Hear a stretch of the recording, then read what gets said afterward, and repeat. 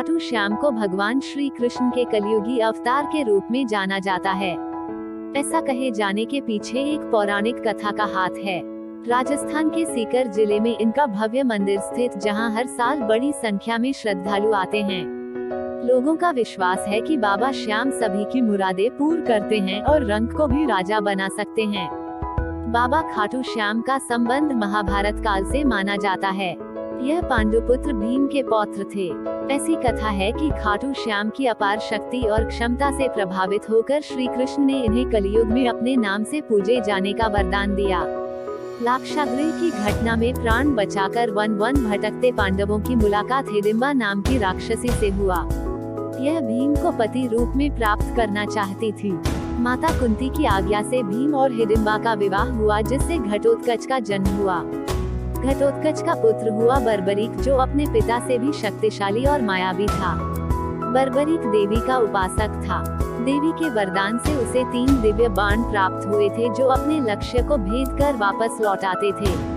इनकी वजह से बर्बरीक अजेय हो गया था। महाभारत के युद्ध के दौरान बर्बरीक युद्ध देखने के इरादे से कुरुक्षेत्र आ रहा था।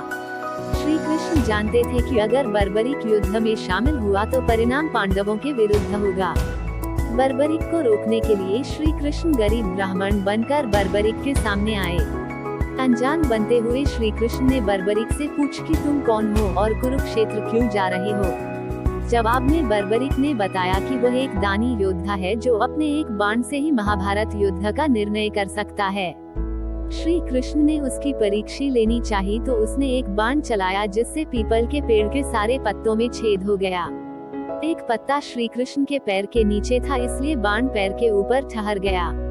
श्री कृष्ण बर्बरीक की क्षमता से हैरान थे और किसी भी तरह से उसे युद्ध में भाग लेने से रोकना चाहते थे। इसके लिए श्री कृष्ण ने बर्बरीक से कहा कि तुम तो बड़े पराक्रमी हो, मुझ गरीब को कुछ दान नहीं दोगे। बर्बरीक ने जब दान मांगने के लिए कहा तो श्री कृष्ण ने बर्बरीक से उसका शीश मांग लिया। बर्बरीक समझ गया कि यह ब्राह्मण नहीं कोई और है और वास्तविक परिचय देने के लिए कहा। श्री कृष्ण ने अपना वास्तविक परिचय दिया तो बर्बरीक ने खुशी खुशी शीश दान देना स्वीकार कर लिया। रात भर भजन पूजन कर फाल्गुन शुक्ल द्वादशी को स्नान पूजा करके बर्बरीक ने अपने हाथ से अपना शीश श्री कृष्ण को दान कर दिया। शीश दान से पहले बर्बरीक ने श्री कृष्ण से युद्ध देखने की इच्छा जताई थी, इसलिए श्री कृष्ण ने बर्बरीक के कटे शीश को युद्ध अवलोकन के लिए एक ऊंचे स्थान पर स्थापित कर दिया। युद्ध में विजय श्री प्राप्त होने पर पांडव विजय का श्रेय लेने हेतु वाद विवाद कर रहे थे। तब श्री कृष्ण ने कहा कि इसका निर्णय बर्बरीक का शीश कर सकता है।